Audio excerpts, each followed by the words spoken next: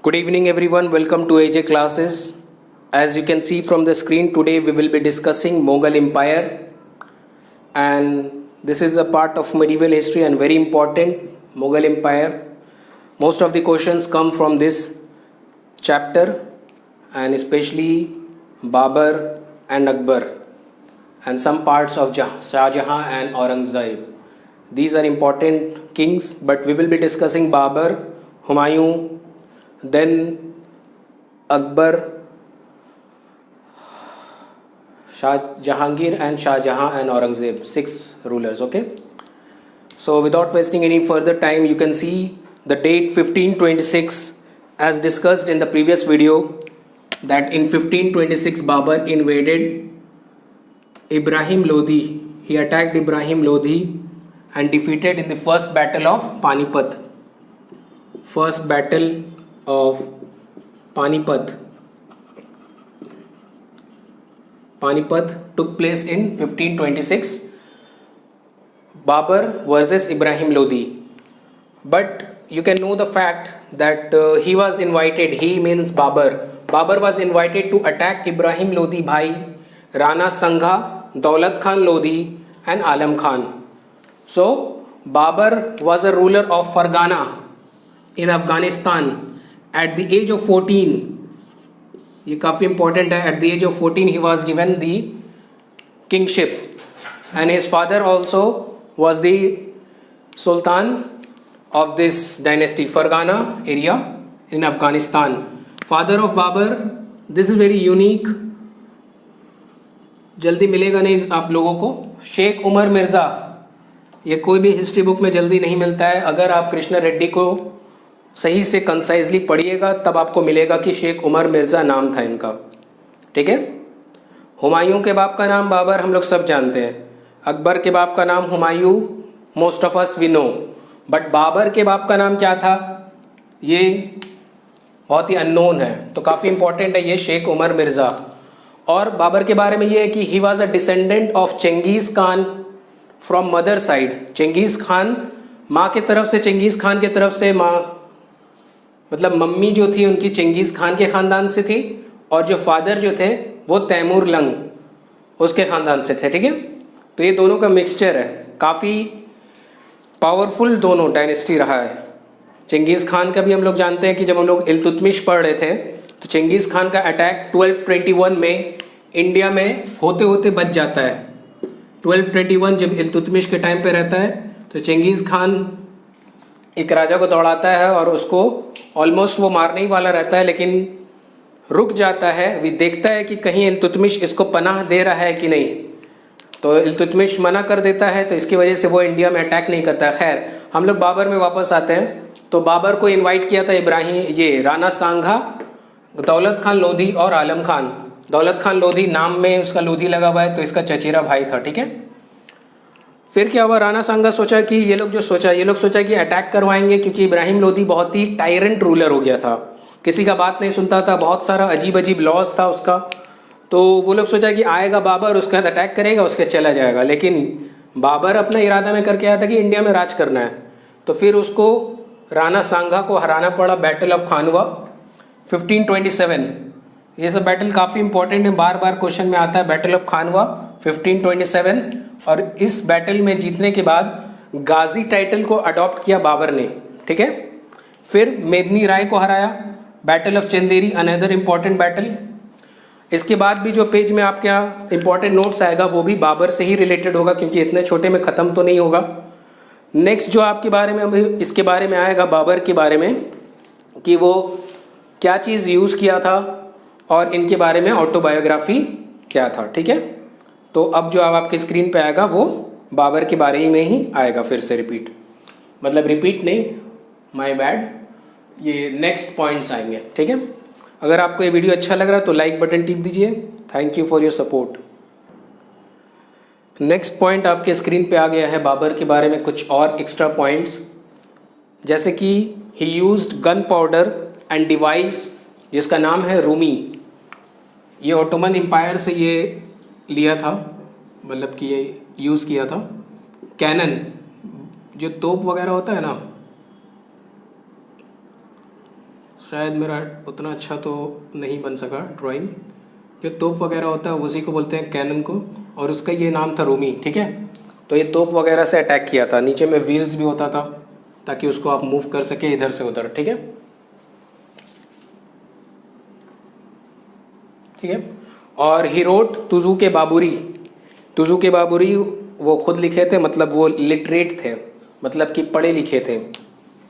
तुजू के बाबुरी जिसका नाम बाबरनामा है, और ये लैंग्वेज था चगताई टर्क, काफ़ी इंपॉर्टेंट। आजकल WBCS क्या कर रहा है कि अब अंदर से क्वेश्चन पूछ रहा है, ये नहीं पूछ रहा है कि बाबरनामा कौन लिखा, क्योंकि ये थोड़ा इजी हो जा रहा है और सबको पता चल गया है।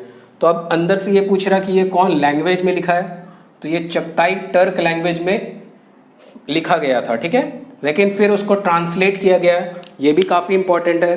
जैसे बाबरनामा को ट्रांसलेट किया गया पर्शियन में बाय अब्दुल रहीम खान खाना, ये भी 9 रत्न में से एक है, अब्दुल रहीम खान खाना, जो कि अगर सही से देखा जाए तो वो बैराम खान के बेटे हैं, ठीक है, अब्दुल रहीम खान खाना।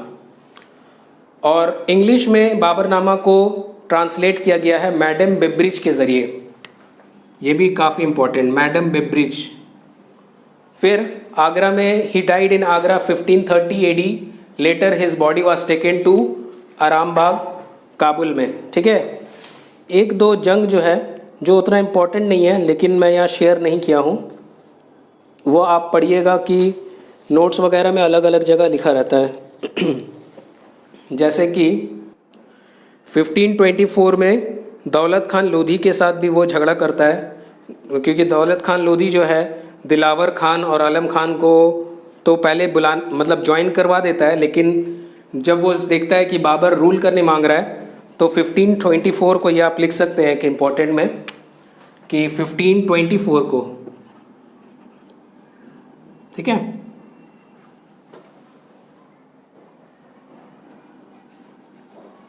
फिफ्टीन 1524 को बुलाया था और 1526 में बाबर फिर अटैक करता है इसमें, ठीक है। और बैटल ऑफ घाघरा मैं नहीं लिखाया हूँ, वो महमूद लोधी, इब्राहिम लोधी का छोटा भाई महमूद लोधी, इसके साथ बैटल ऑफ घाघरा होता है 1529, ठीक है।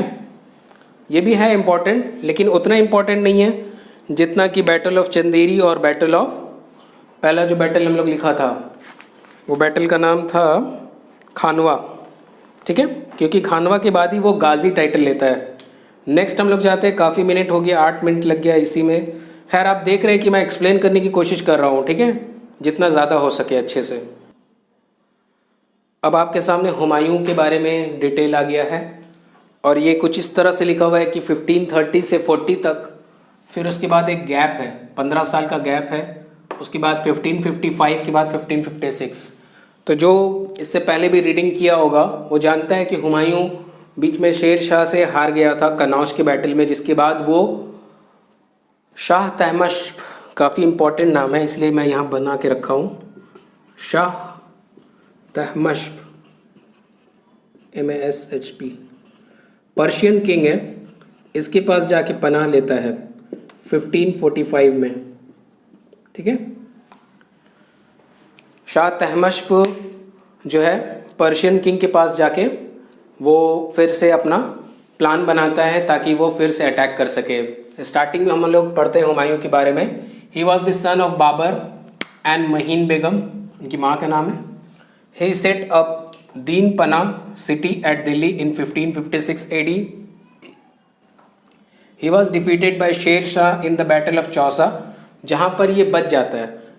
पहली बार जब चौसा में हारता है तो निज़ाम जो कि उसका वेटर रहता है हुमायूं का, वो उसको बचा लेता है और वो फ्लेड मतलब भाग जाता है।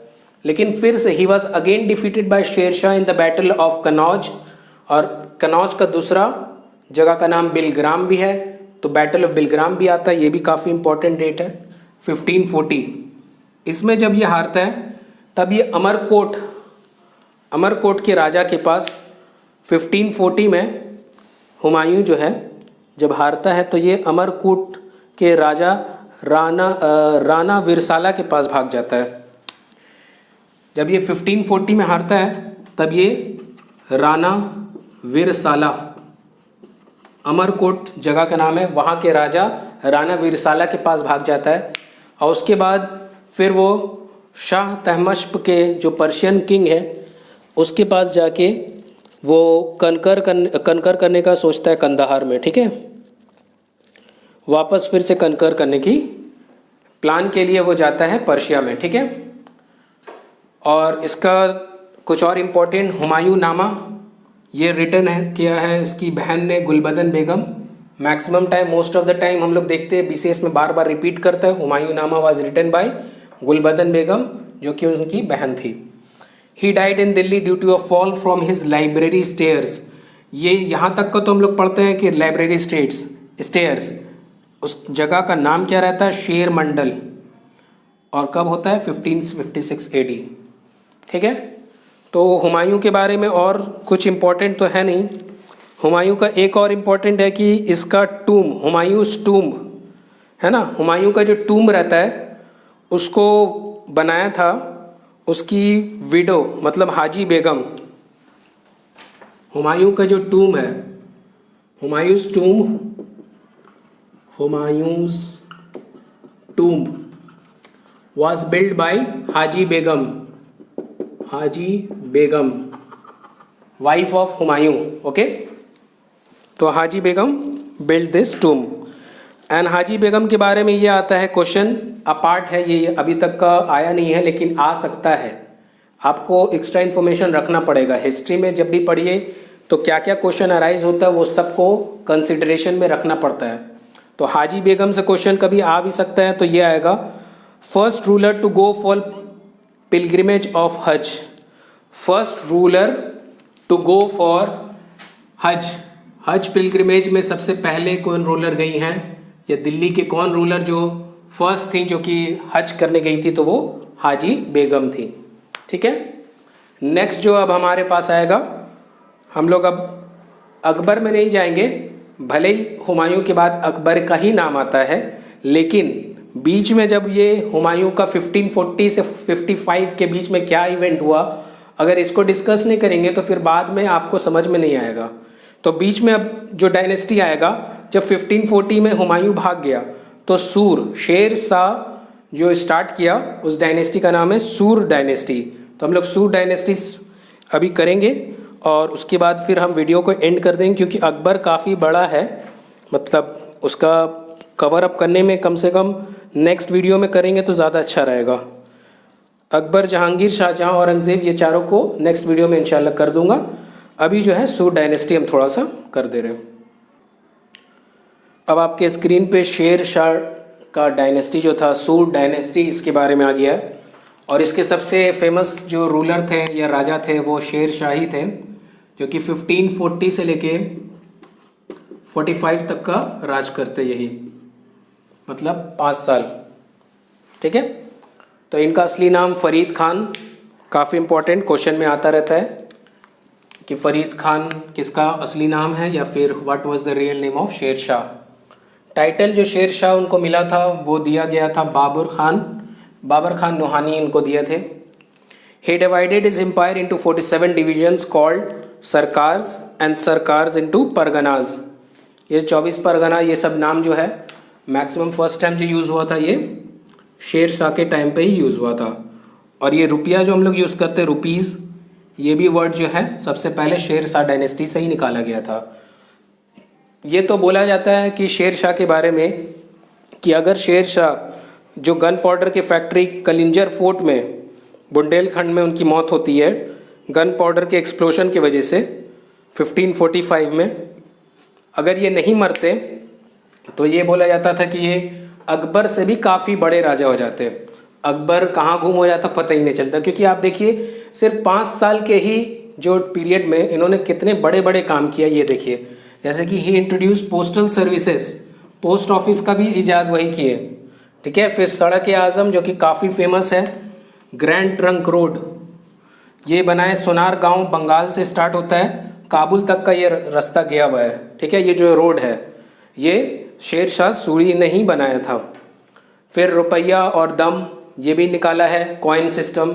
जैसे हम लोग पढ़े थे इल्तुतमिश के टाइम में जित्तल और टंका, वैसे यहाँ पर सिल्वर में रुपया और कॉपर दम। 2019 के WBCS के प्रीलिम्स में ये वाला क्वेश्चन था। फिर टैक्सेस के बारे में है, टैक्सेस, कबूलियत एंड पत्ता। और इनके 5 बहुत ही इंपॉर्टेंट पॉइंट जो है ये आपको नेक्स्ट में मिलेगा, नेक्स्ट स्क्रीन में। इसके बाद इंशाल्लाह ये वीडियो कंप्लीट हो जाएगा। अगर आपको ये वीडियो काफ़ी इन्फॉर्मेटिव लग रहा है, जैसे कि सूट डायनेस्टी का इतना खुल के मैं तो आज तक नहीं देख पाया कोई भी वीडियो कोई भी चैनल में।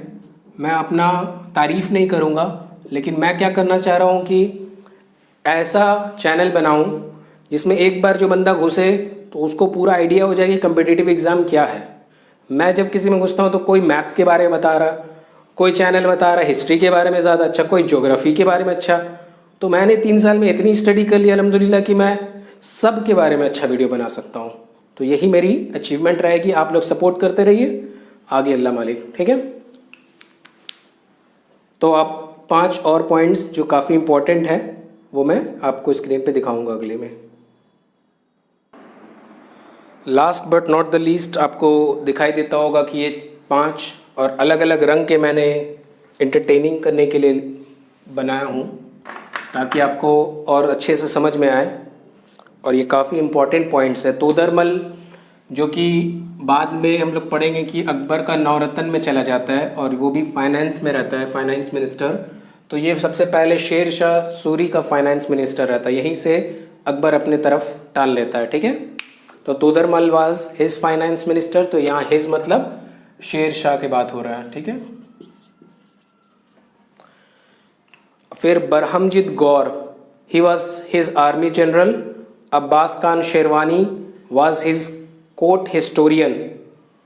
मालिक मोहम्मद जैसी के बारे में, जो कि काफ़ी कंट्रोवर्शियल ये वाला पद्मावत है।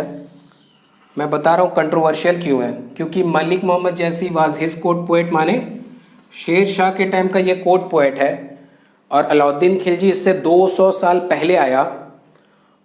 तब ये अलाउद्दीन खिलजी के बारे में कैसे लिख सका, जो आदमी 200 साल पहले आ चुका और गुजर चुका, उसके बारे में कोई शख्स कैसे लिख सकता है। तो ये समझिए अब आप कि पद्मावत जो फिल्म बना ये कंट्रोवर्शियल क्यों है, क्योंकि मलिक मोहम्मद जैसी जो है अपने स्टाइल में अलाउद्दीन खिलजी के बारे में इधर उधर कर के जो तो लिख दिया है।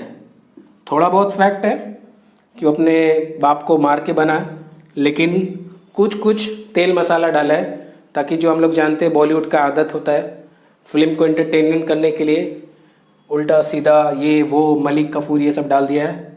मलिक कफूर यूनुच था, ये भी नॉट डिनाएबल, लेकिन इतना ज़्यादा रिलेशन वैसा नहीं था उसका। और अलाउद्दीन खिलजी के बारे में गलत कि वो 1 लड़की ने 2 लड़की ने 4 लड़की, ये सब जस्ट माइंड से खेला और कुछ नहीं। तो आप समझ लीजिए मलिक मोहम्मद जैसी आ रहा है अलाउद्दीन खिलजी के 200 साल बाद और वो लिख रहा है एक आदमी के बारे में, तो आप अपना आइडिया से खुद ही समझ लीजिए कि क्यों कंट्रोवर्शियल था। फिर Sher Shah Suri died near Kalinjar fort, जो मैं बोल रहा था पहले भी, बुंदेलखंड में, due to gun powder explosion in 1545। Next हम लोग अकबर नेक्स्ट वीडियो में करेंगे। Thank you for your support, keep supporting and press the like button if you like this.